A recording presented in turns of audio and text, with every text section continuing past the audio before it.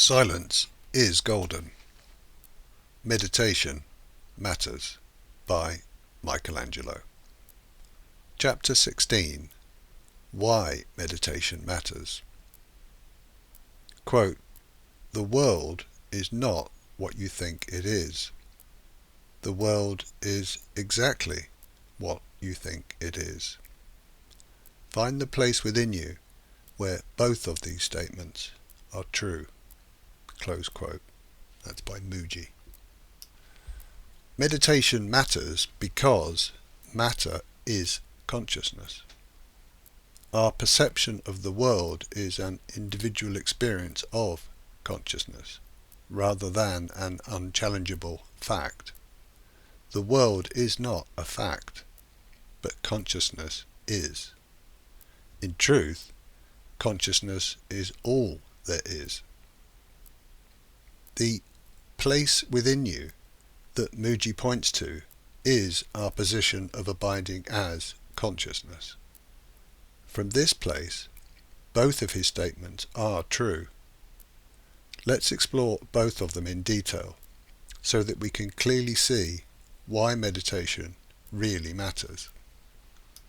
Beginning with his suggestion that the world is not what you think it is, the implication here is that we have misunderstood the true nature of reality.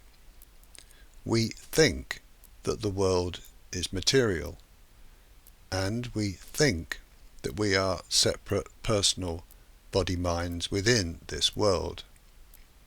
We think that the world is out there, whereas our actual experience is internal. We believe that we are waves on the ocean with a finite existence.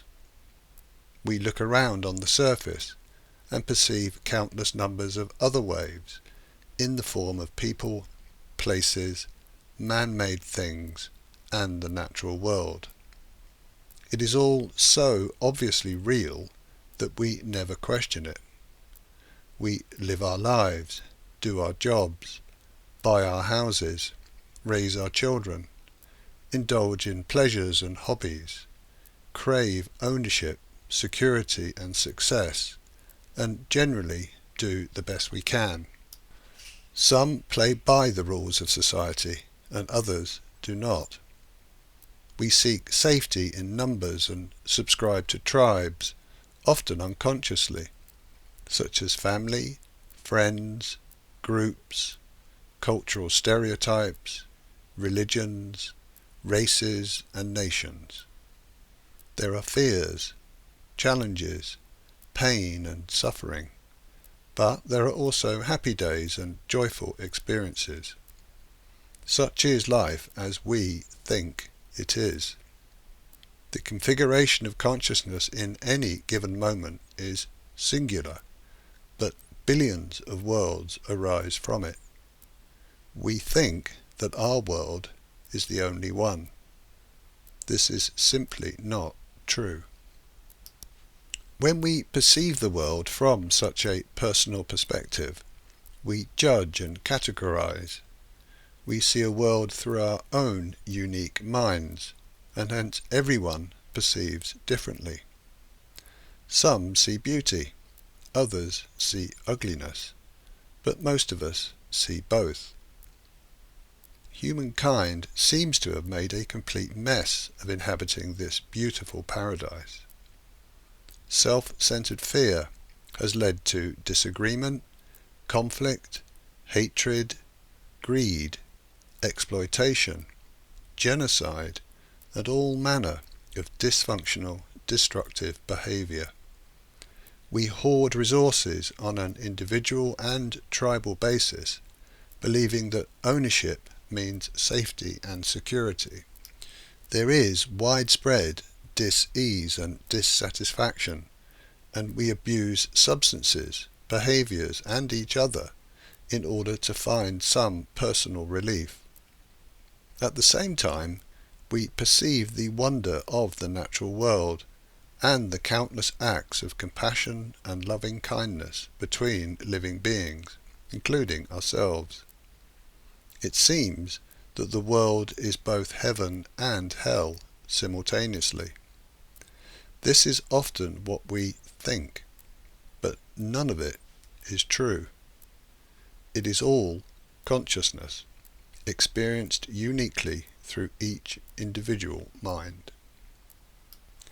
Moving on to the second suggestion, we find what seems to be a complete contradiction. Having stated that the world is not what you think it is, we are now told that the world is exactly what you think it is. This subsequent statement highlights the experiential power of the individual mind.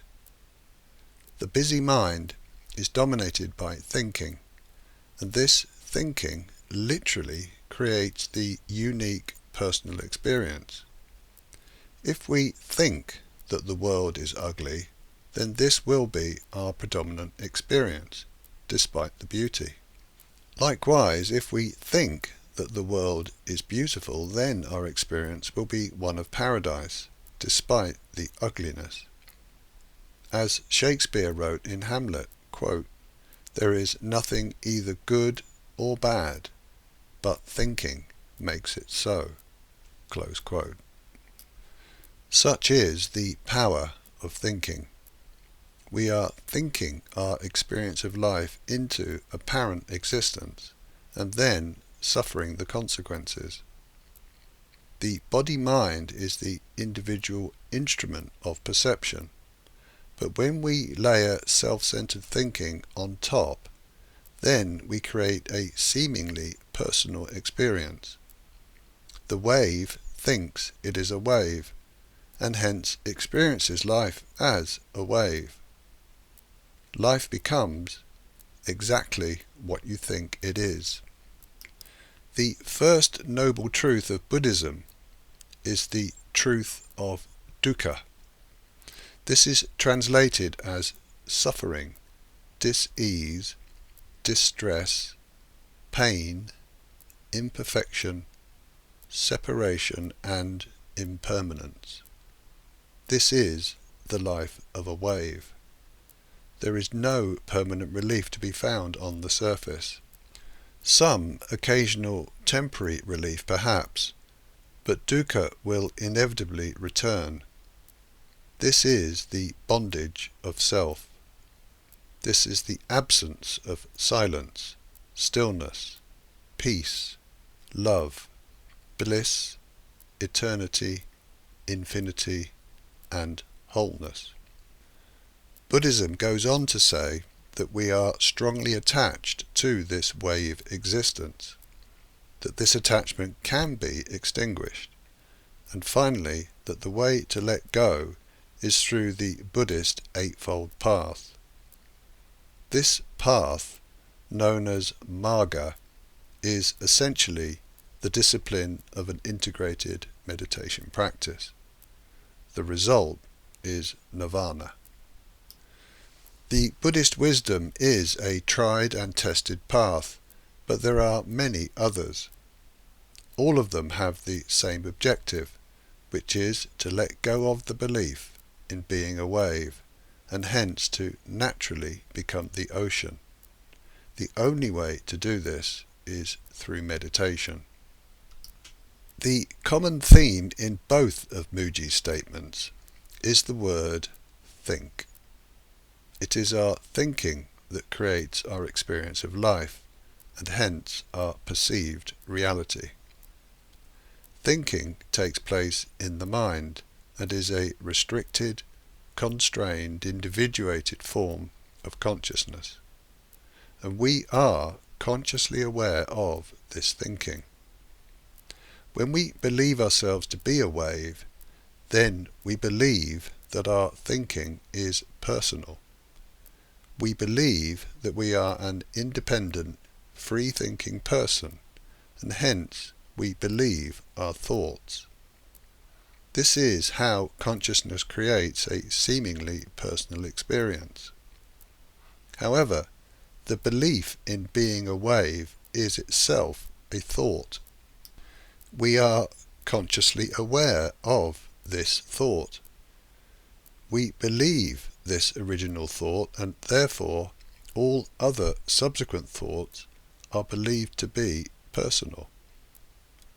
Every single thought that arises in the mind is coloured by our belief in personal identity. This strongly held belief in the original thought is the root cause of every single problem in the world, both individually and collectively. This is a bold statement to make, but it is perennial wisdom. The solution to all of our troubles is so simple. It is so obviously simple that we miss it. The solution is to let go of who we think we are.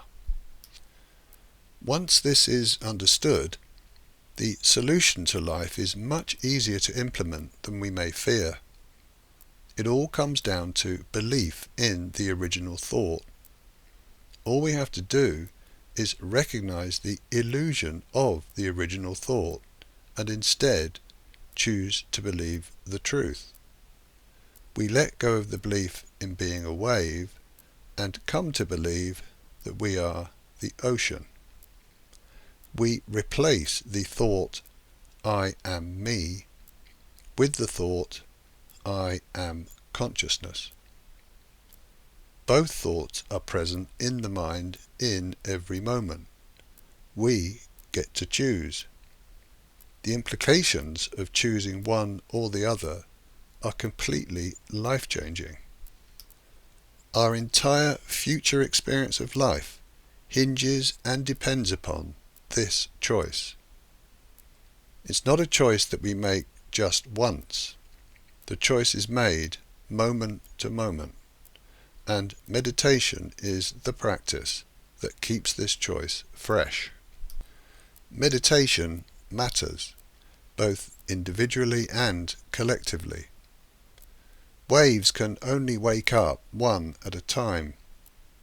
We each have the choice and responsibility to wake up individually, yet our state of being also impacts our environment. Our individual vibration of consciousness has a ripple effect beyond our understanding. If we want to change the world, then the first thing to do is to bring about an individual spiritual awakening. We may think that we should be changing things out there, but the absolute priority is to change internally. We then become instruments of the qualities of consciousness, and this, in turn, benefits everyone. There is no matter as such. All matter is consciousness, appearing through the individual instrument of the mind. Matter doesn't really matter. All that actually matters is meditation. Meditation matters.